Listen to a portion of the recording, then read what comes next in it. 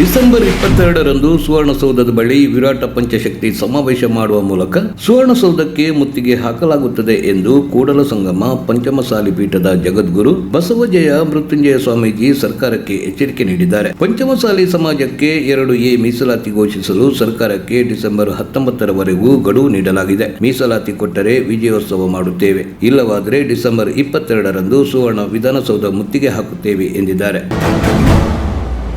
ಫ್ಲೈಟ್ನಲ್ಲಿ ಪ್ರೀತಿಯ ಶ್ವಾನವನ್ನು ಪೈಲಟ್ ಬಿಡದಿದ್ದಕ್ಕೆ ಬೆಂಗಳೂರಿನ ವ್ಯಕ್ತಿಯೊಬ್ಬ 4 ಲಕ್ಷ ರೂಪಾಯಿ ಟ್ರಿಪ್ ಅನ್ನು ಕ್ಯಾನ್ಸಲ್ ಮಾಡಿಕೊಂಡಿದ್ದಾನೆ. ಬೆಂಗಳೂರಿನ ವರ್ತೂರಿನ ನಿವಾಸಿ ಸಚಿನ್ ಚೆನ್ನೈ ಟ್ರಿಪ್ ಕ್ಯಾನ್ಸಲ್ ಮಾಡಿಕೊಂಡ ವ್ಯಕ್ತಿ. ಇಯರ್ ಎಂಡ್ ಟ್ರಿಪ್ಗಾಗಿ 12 ದಿನದ ಪ್ಲಾನ್ ಮಾಡಿಕೊಂಡಿದ್ದರು. 3 ತಿಂಗಳ ಹಿಂದೆ ಫ್ಲೈಟ್ ಬುಕ್ ಆಗಿತ್ತು. ಜೊತೆಗೆ ನಾಯಿಗಾಗಿ boarding pass, pet to flight certificate ಕೂಡ ತೆಗೆದುಕೊಂಡಿದ್ದರು. ಆದರೆ ಇನ್ನೇನು ಫ್ಲೈಟ್ ಹತ್ತಬೇಕು ಅನ್ನುವಷ್ಟರಲ್ಲಿ ನಾಯಿಯ ಗೂಡು ಸರಿಯಾಗಿಲ್ಲ ಎನ್ನುವ ಕಾರಣಕ್ಕೆ ಪೈಲಟ್ ನಿರಾಕರಿಸಿದ್ದಾರೆ. ಅದೆಷ್ಟು ಮನವೊಲಿಸಿದರೂ ಪೈಲಟ್ ನಾಯಿಯನ್ನು ಹತ್ತಿಸಿಕೊಳ್ಳಲು ತಯಾರಿರಲಿಲ್ಲ. ನಾಯಿಯನ್ನು ಬಿಟ್ಟು ಬಂದರೆ ಮಾತ್ರ ನೀವು ದೆಹಲಿಗೆ ಹೋಗಬಹುದು ಎಂದಿದ್ದಾರೆ. ಇದರಿಂದ ಸಿಟ್ಟಿಗೆದ್ದ ಸಚಿನ್ ಎಲ್ಲ ರೂಲ್ಸ್ ಪಾಲನೆ ಮಾಡಿ ಹಣ ಕಟ್ಟಿದ ಮೇಲೆ ಪೈಲಟ್ ಕಿರಿಕಿರಿ ಮಾಡಿದ ಬಗ್ಗೆ ಅಸಮಾಧಾನ ತೋರಿಸಿದ್ದಾರೆ. ಅಷ್ಟೇ ಅಲ್ಲದೆ ಇಡೀ ಟ್ರಿಪ್ ಕ್ಯಾನ್ಸಲ್ ಮಾಡಿಕೊಂಡು ಏರ್ಪೋರ್ಟ್ನಿಂದ ಸಚಿನ್ ಕುಟುಂಬ ವಾಪಸ್ಸಾಗಿದೆ. ಕೆಲವರು ಚುನಾವಣೆಯ ಫಾರ್ಮ್ನಲ್ಲಿ ಧರ್ಮವನ್ನು ಹಿಂದೂ ಎಂದೇ ಬರೆದುಕೊಳ್ಳುತ್ತಾರೆ. ಆದರೆ ಹಿಂದೂ ಪದದ ಅರ್ಥ ಅಶ್ಲೀಲ ಎಂದು ಹೇಳ್ತಾರೆ. ಇಂತಹ ಫೋನ್ ಸ್ಟಾರ್ಗಳು ಎಲ್ಲಿಂದ ಬರ್ತಾರೆ? ಅವನೇನು ಸನ್ನಿ ಲಿಯೋನ್ನ ಮಗನ ಅಥವಾ ಬೇರೆಯವರ ಮಗನ ಎಂದು ಹಿಂದೂ ರಾಷ್ಟ್ರ ಸೇನಾ ಅಧ್ಯಕ್ಷ ಧನಂಜಯ್ ಭಾಯ್ ದೇಸಾಯಿ ಹೇಳಿದ್ದಾರೆ. ಚುನಾವಣೆ ಅರ್ಜಿಯ ಮೇಲೆ ಹಿಂದೂ ಅಂತ ಬರೀತಾರೆ. ಬಳಿಕ ತಾವು ಹುಟ್ಟಿ ಬಂದ ತಾಯಿಯ ಗರ್ಭವನ್ನೇ ಅಶ್ಲೀಲವೆಂದು ನಾಲಿಗೆಯಿಂದ ಹರಿಬಿಡುತ್ತಾರೆ. ಅವನೇನು ಸನ್ನಿ ಲಿಯೋನ್ನ ಮಗನಿದ್ದಾನ? ಇಂತಹ ಫೋನ್ ಸ್ಟಾರ್ಗಳು ಎಲ್ಲಿಂದ ಬರ್ತಾರೆ? ಇಂಥವರನ್ನು ವಿಧಾನಸಭೆಗೆ ಕಳಿಸಿ ನಮ್ಮ ಸಮಾಜ ನಾಚುವ ಹಾಗೆ ಏಕೆ ಮಾಡಿದ್ದೇವೆ ಎಂದು ವಿವಾದಾತ್ಮಕವಾಗಿ ಮಾತನಾಡಿದ್ದಾರೆ. ತೋಟದ ಮನೆಯಲ್ಲಿಟ್ಟಿದ್ದ ನಾಡಬಂದೂಕು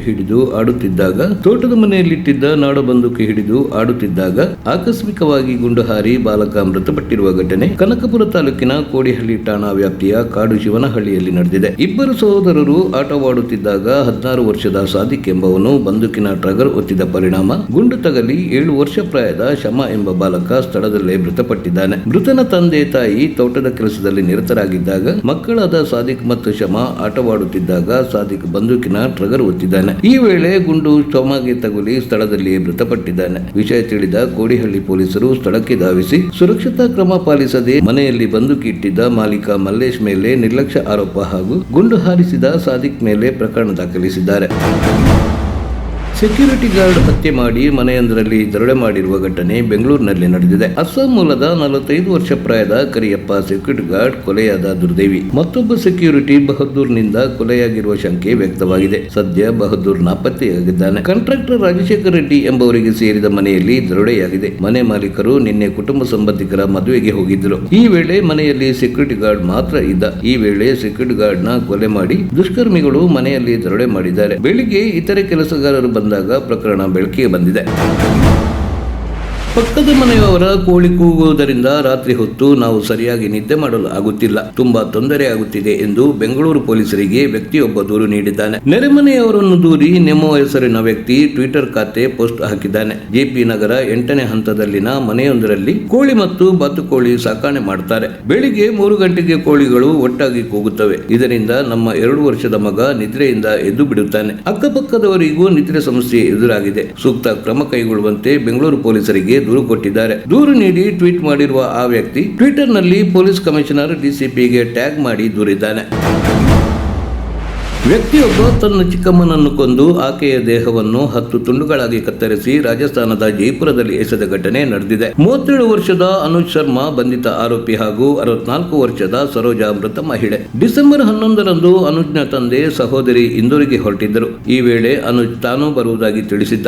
ಆದರೆ ಅನುಜ್ನನ್ನು ಸರೋಜಾ ಹೋಗದಂತೆ ತಡೆದಿದ್ದಾಳೆ. ಅಷ್ಟೇ ಅಲ್ಲದೆ ಈ ವಿಷಯಕ್ಕೆ ಜಗಳ ನಡೆದಿದ್ದು ಕೋಪದಲ್ಲಿ ಅನುಜ್ ಚಹಾ ಮಾಡುತ್ತಿದ್ದ ಸರೋಜಾಳ ತಲೆಗೆ ಸುತ್ತಿಗೆಯಿಂದ ಹೊಡೆದಿದ್ದಾನೆ. ನಂತರ ಆಕೆಯ ದೇಹವನ್ನು ಮಾರ್ಬಲ್ ಕಟ್ಟರ್ನಿಂದ 10 ತುಂಡುಗಳಾಗಿ ಕತ್ತರಿಸಿ ಜೈಪುರ್ ಸಿಕರ್ ಹೆದ್ದಾರಿಯಲ್ಲಿ ದೂರದ ಪ್ರದೇಶದಲ್ಲಿ ಎಸೆದಿದ್ದಾನೆ. ನಂತರ ಪೊಲೀಸ್ ಠಾಣೆಗೆ ಹೋಗಿ ಚಿಕ್ಕಮ್ಮ ಕಾಣೆ ಆಗಿರುವ ಬಗ್ಗೆ ದೂರು ದಾಖಲಿಸಿದ್ದಾನೆ. ಪೊಲೀಸರು ಸಿಸಿಟಿವಿ ದೃಶ್ಯಗಳನ್ನು ಪರಿಶೀಲಿಸಿದಾಗ ಅನುಜ್ ಸೂಟ್ಕೇಸ್ ಮತ್ತು ಬಕೆಟ್ನೊಂದಿಗೆ ಮನೆಯಿಂದ ಹೊರ ಹೋಗುವುದು ಕಂಡುಬಂದಿದೆ. ಈ ಹಿನ್ನೆಲೆಯಲ್ಲಿ ಪೊಲೀಸರು ಅನುಜ್ನನ್ನು ವಶಕ್ಕೆ ಪಡೆದು ಮತ್ತೆ ತನಿಖೆ ನಡೆಸಿದಾಗ ಅನುಜ್ ತನ್ನ ಚಿಕ್ಕಮ್ಮನ ತಲೆ ಸುತ್ತಿಗೆಯಿಂದ ಹೊಡೆದು ಕೊಲೆ ಮಾಡಿರುವುದಾಗಿ ಒಪ್ಪಿಕೊಂಡಿದ್ದಾನೆ.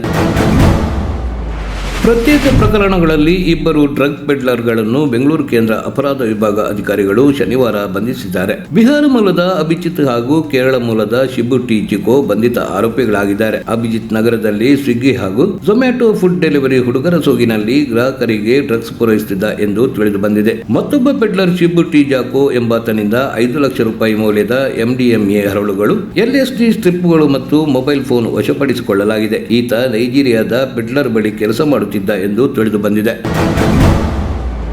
ಪಾಕಿಸ್ತಾನ ಪೀಪಲ್ಸ್ ಪಾರ್ಟಿ ನಾಯಕಿ ಶಾಜಿಯಾ ಮಾರಿ ಭಾರತದ ವಿರುದ್ಧ ಪರಮಾಣು ಯುದ್ಧದ ಬೆದರಿಕೆ ಹಾಕಿದ್ದಾರೆ. ಬೋಲ್ ನ್ಯೂಸ್ ಜೊತೆಗಿನ ಸುದ್ದಿಗೋಷ್ಠಿಯಲ್ಲಿ ಮಾತನಾಡಿದ ಅವರು, ನೀವು ಪಾಕಿಸ್ತಾನದ ವಿರುದ್ಧ ಪದೇ ಪದೇ ಆರೋಪಗಳನ್ನು ಮಾಡುತ್ತಿದ್ದರೆ ಪಾಕಿಸ್ತಾನವು ಮೌನವಾಗಿ ಕೇಳಲು ಸಾಧ್ಯವಿಲ್ಲ. ಪಾಕಿಸ್ತಾನದ ಬಳಿ ಅಣುಬಾಂಬ್ ಇದೆ ಎಂಬುದನ್ನು ಭಾರತ ಮರೆಯಬಾರದು. ನಮ್ಮ ಪರಮಾಣು ಸ್ಥಿತಿಯು ಮೌನವಾಗಿರಲು ಉದ್ದೇಶಿಸಿಲ್ಲ. ಅಗತ್ಯವಿದ್ದರೆ ನಾವು ಅದನ್ನು ಉಪಯೋಗಿಸುವುದರಿಂದ ಹಿಂದೆ ಸರಿಯುವುದಿಲ್ಲ ಎಂದು ಹೇಳಿದ್ದಾರೆ.